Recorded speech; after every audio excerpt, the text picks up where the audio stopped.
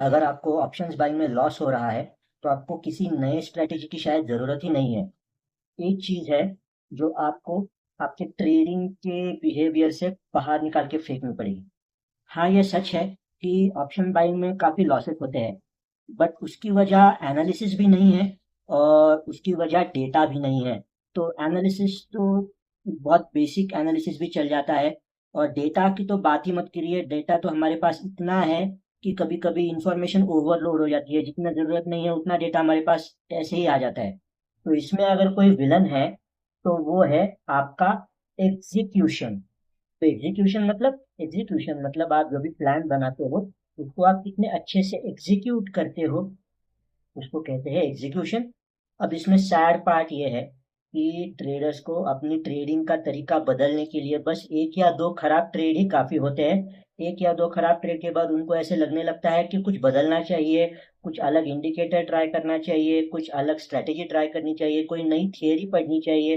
तो वो निकल पड़ते हैं ओडिसिस की तरह एक लंबी चौड़ी जर्नी के ऊपर। तो मुझे किसी भी प्लान को ठीक से एग्जीक्यूट करना है तो मुझे उस प्लान पे भरोसा होना चाहिए, है कि नहीं?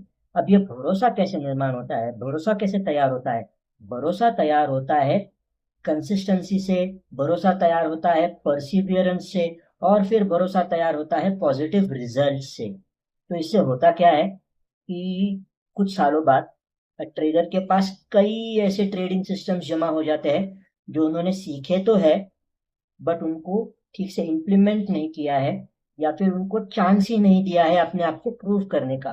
तो कोई भी ट्रेडिंग सिस्टम 100% फुल प्रूफ तो होगा ही नहीं।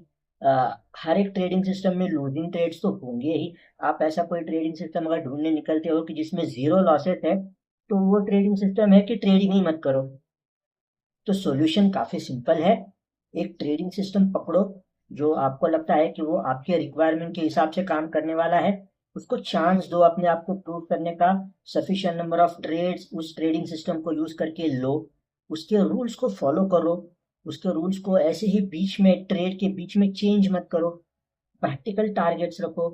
ये कभी मत सोचो कि इस ट्रेडिंग सिस्टम से मुझे बिल्कुल भी लॉस नहीं होना चाहिए।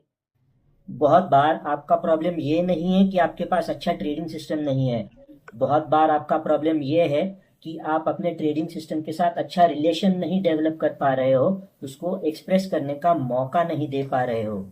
सोचिए।